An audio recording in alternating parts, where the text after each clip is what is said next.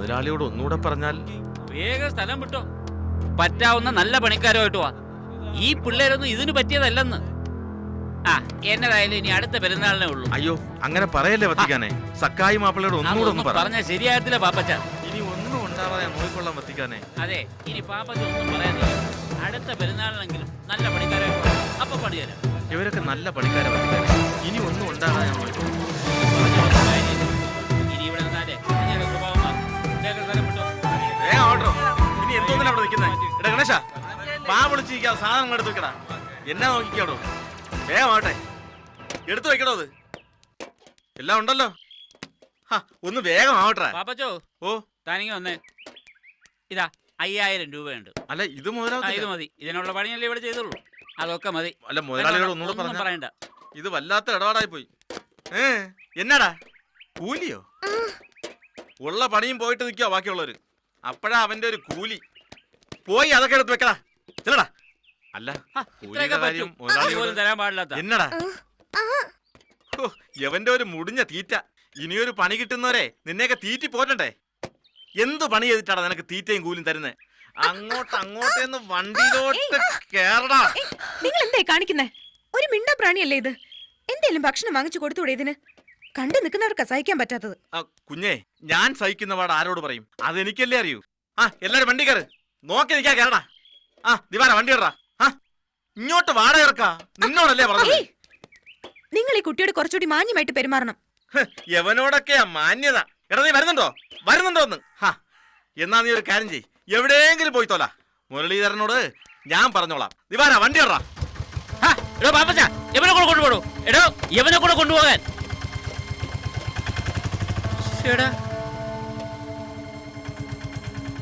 മോൻവാ.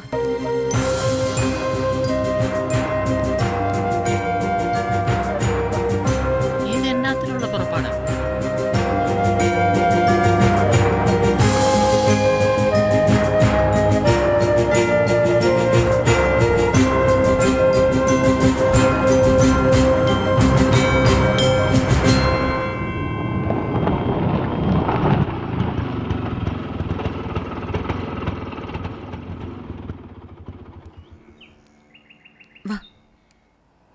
ഒന്ന് വെയിറ്റ് ചെയ്യണേ.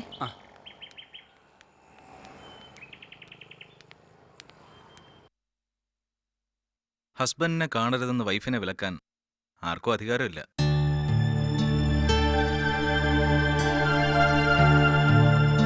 പക്ഷേ ആനിക്ക് മാറ്ററിന്റെ സീരിയസ്നെസ് മനസ്സിലാകാത്തത് കൊണ്ടാണെന്നാ ഇപ്പൊ എന്റെ ഡൗട്ട്. അല്ല ഡോക്ടർ, ഒരു തവണ ഈ കുട്ടിക്കൊന്ന് കാണണം. അത് ആർക്കേക്കൊരു റിലീഫ് ആയിരിക്കും, ഉറപ്പാ. ഓക്കെ, ആർക്കെ ഇപ്പോഴും വിശ്വസിക്കുന്നത് ആനി പ്രഗ്നന്റ് ആണെന്ന് തന്നെയാ.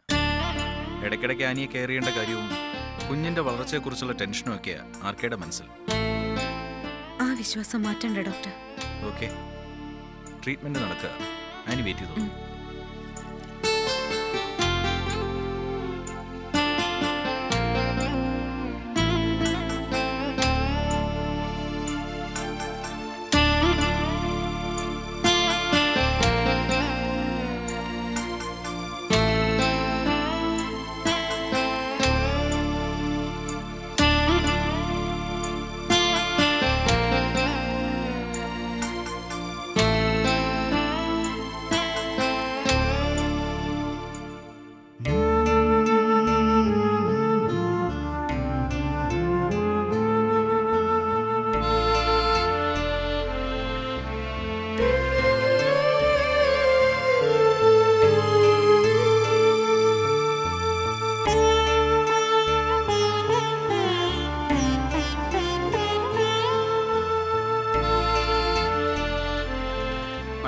റൂമിലേക്ക് കൊണ്ടുവന്നിട്ടുണ്ട്. ചെന്ന് കണ്ടോളൂ.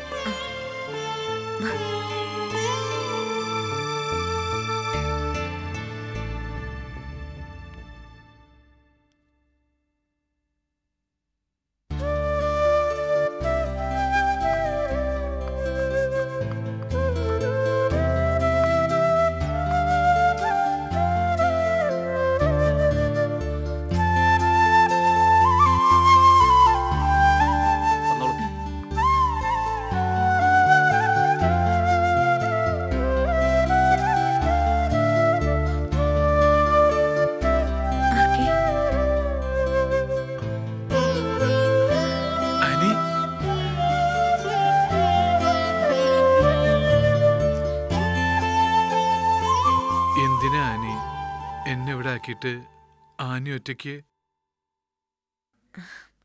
രോഗം മാറണ്ടേ ആർക്കെ? കുറച്ച് ദിവസം ഇവിടെ കഴിഞ്ഞേ പറ്റൂ. അതല്ല ആനി, പ്രഗ്നൻസി പീരീഡിൽ ആനി ഒറ്റയ്ക്കാവാൻ പാടുണ്ടോ? ഞാൻ കൂടെ വേണ്ടേ?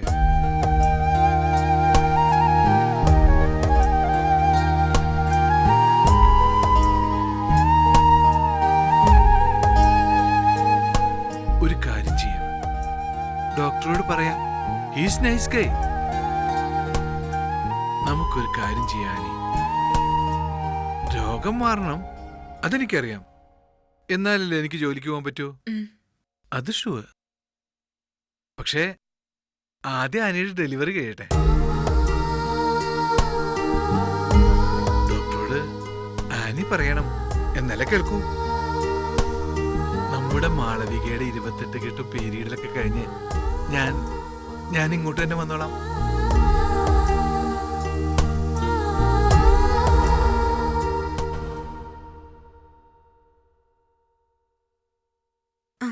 ആർക്കേക്ക് ഈ കുട്ടിയെ മനസ്സിലായോ? മോളിങ് വാ. അലോനയാ ഇത്? Yes, Alona.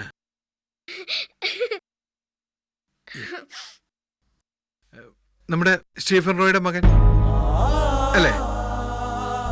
Nice to meet you. Yeah, nice to meet you. Just a minute.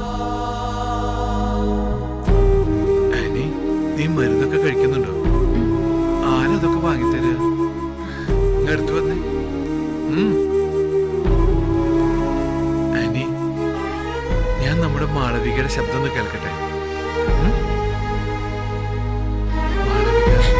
Malavika, മോളെ, മാളവിക,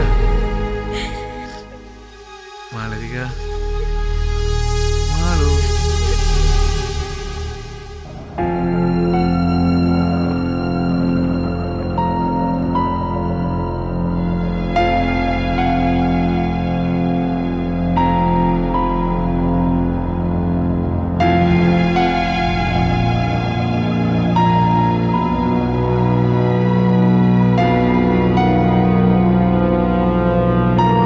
Stop! Stop!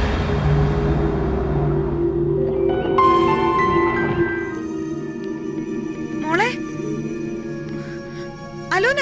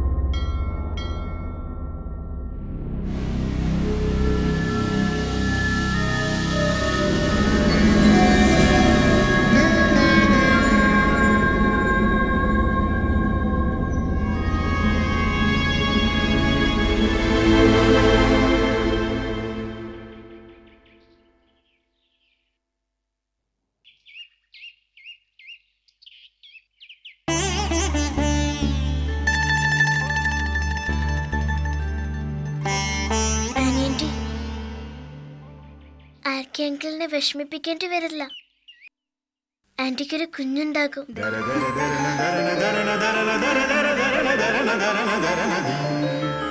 മാളവിക, ആ ഇല്ലപ്പറമ്പിൽ മാളവിക വിളക്ക് വെക്കും. ഞാൻ കാണുന്നുണ്ട്, സത്യമാണ്.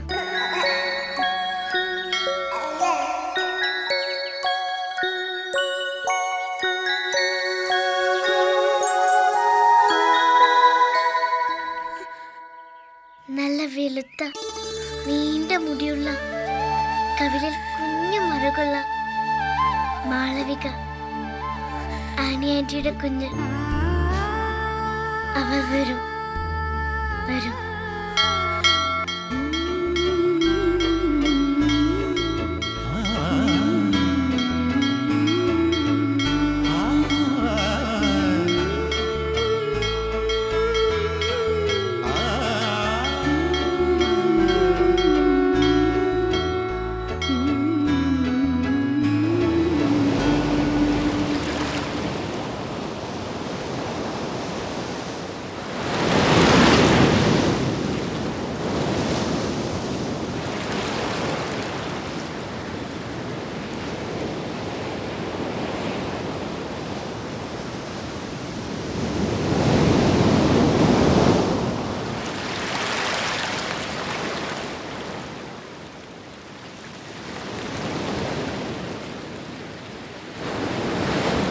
വലിയ വലിയ കാര്യങ്ങളാണ് അവൾ പറയുന്നത്. ഒരു വലിയ സത്യം, അത് നിലനിർത്താൻ വേണ്ടിയുള്ള പ്രപഞ്ചത്തിന്റെ മറ്റൊരു ശക്തി. അങ്ങനെ അങ്ങനെ പലതും. ഇതൊന്നും പുറത്തു പറയാൻ പറ്റില്ലല്ലോ രാജേട്ടാ. എന്റെ കാര്യം അതല്ല. ഇല്ലാത്ത കുഞ്ഞിന്റെ അച്ഛനാവാൻ കാത്തിരിക്കുക എന്റെ ആർക്കെ. ആ ആർക്കയോട് ഞാൻ എന്ത് പറയും? ഓരോ ദിവസം കഴിയുമ്പോഴും മോഹങ്ങളും സ്വപ്നങ്ങളും കൂടി ഒരു വല്ലാത്ത സിറ്റുവേഷനിലാ മനസ്സ്. റിസൾട്ട് പോസിറ്റീവ് ആണെന്ന് അറിഞ്ഞ നിമിഷം മുതൽ ദിവസങ്ങൾ എന്നെ കാത്തിരിക്കുക. എപ്പോഴും കാണാൻ വരരുതെന്ന് ഡോക്ടർ പറഞ്ഞിട്ടും ഞാൻ ഇവിടെ ചെന്നത് ഇതൊന്നും തുറന്നു പറയാൻ വേണ്ടിയാ. പക്ഷെ എനിക്കതിന് കഴിയുന്നില്ലല്ലോ രാജേട്ടാ. ഇത് എത്ര നാളത്തേക്കാണ്? ഇതിനൊരു ഓൾട്ടർനേറ്റ് റെമഡി ഈ പറയുന്ന കള്ളമാണോ? അല്ല, അതെനിക്കറിയാം. പക്ഷെ എനിക്ക് പേടിയാവുന്നു രാജേട്ടൻ. അങ്ങനെ ഒരു കുഞ്ഞ് ജനിക്കില്ലെന്നറിഞ്ഞ ഉള്ള ഓർമ്മ കൂടി നഷ്ടപ്പെട്ട് എന്നോട് ആരാ നീ എന്ന് ചോദിച്ച അങ്ങനെ ഒരു സിറ്റുവേഷൻ ഉണ്ടായ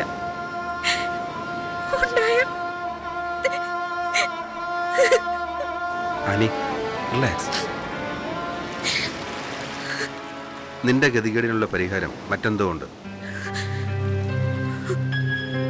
ഞാൻ പഠിച്ച നിയമപുസ്തകങ്ങളെക്കാളും കേട്ടു വളർന്ന ഉപദേശങ്ങളെക്കാളും ഒക്കെ ഇത്തിരി പോന്ന ഈ കുട്ടിയെ വിശ്വസിച്ചു പോകുന്നു. വെറുതെ പറയുകയല്ല.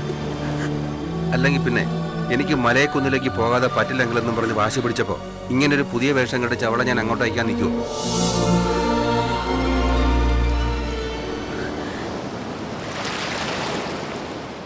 എങ്ങോട്ടാണ് നമുക്ക് പോകേണ്ടത്? എനിക്കൊന്നും അറിയില്ല. ഒന്നേ എനിക്ക് വേണ്ട. ആർക്കടി ഇപ്പോഴുള്ള മനസ്സെങ്കിലും എന്റെ കൂടെ വേണം. അതുകൂടെ ഇല്ലാതാവരുത്. പ്രാക്ടിക്കലായിട്ട് ഇതിനൊരു റെമഡി എന്തായാലും നമുക്ക് ആനിയുടെ ഗൈനക്കോളജിസ്റ്റ് ഒന്ന് കാണാം.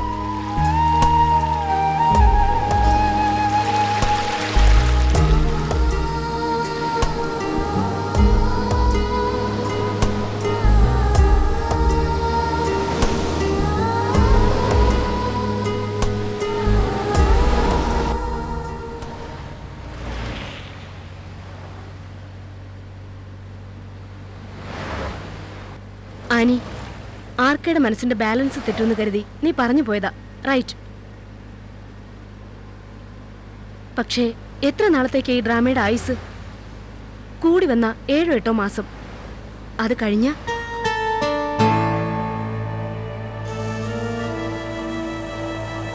എല്ലാം കൂടി നോക്കുമ്പോ സാറിന്റെ സജഷൻ തന്നെയാ ഒരേ ഒരു പോംവഴി.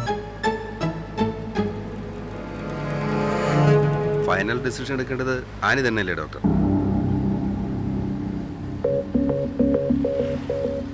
എന്തായാലും സാറിനെ നമുക്ക് നേരിട്ട് പോയെന്ന് കാണണം.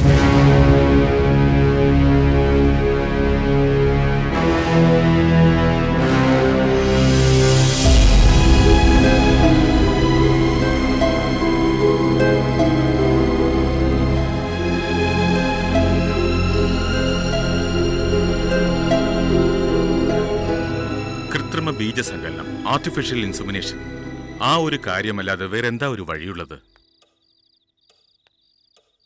എനിക്ക് ആദ്യം അറിയേണ്ടത് ആനി വീണ്ടും വീണ്ടും ചിന്തിച്ചിട്ടാണോ ഈ ഒരു തീരുമാനത്തിൽ എത്തിയത് എന്നാണ്. ആനി, ഡോക്ടർ രേഷ്മ പറഞ്ഞ സൊല്യൂഷൻ വെച്ച് അബോട്ടായിട്ടും പ്രഗ്നന്റ് ആണെന്ന് പറയുന്നത് പോലെ ഒരു ഇമോഷണൽ സ്റ്റേറ്റ് ഓഫ് മൈൻഡിന്റെ റിയാക്ഷൻ ആണോ? വ്യക്തമായി പറയണോ ആനി? അന്യപുരുഷന്റെ ബീജം സ്വീകരിക്കാൻ ഒരു ലേഡി തയ്യാറാവുന്ന സിറ്റുവേഷൻ പലതുമുണ്ട് ജീവിതത്തിൽ. പക്ഷെ ഇതുവരെ ഇങ്ങനെ ഒരു സീനാറിയ ഞാൻ കണ്ടിട്ടില്ല. അതുകൊണ്ട് ചോദിക്കുക, ഹസ്ബൻഡിന്റെ മനസ്സെങ്കിലും തന്റെ കൂടെ ഉണ്ടായാൽ മതിയെന്നുള്ള സ്നേഹത്തിന്റെ ഡെപ്ത് എനിക്ക് മനസ്സിലാക്കാൻ പറ്റും.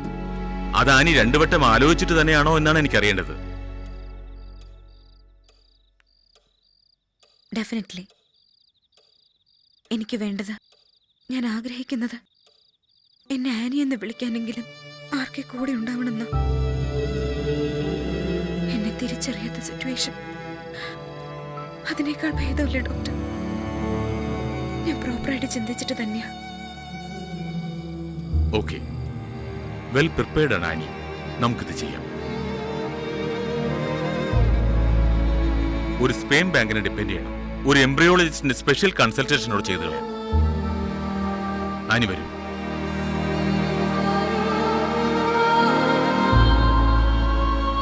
പോകാനി.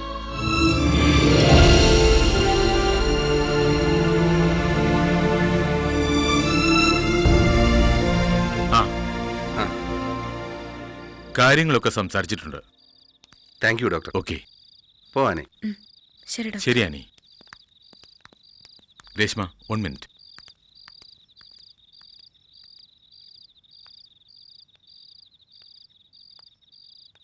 ആർട്ടിഫിഷ്യൽ ഇൻസെമിനേഷൻ നടക്കുമ്പോൾ ഹസ്ബൻഡിന്റെയും വൈഫിന്റെയും കൺസെന്റ് വേണം.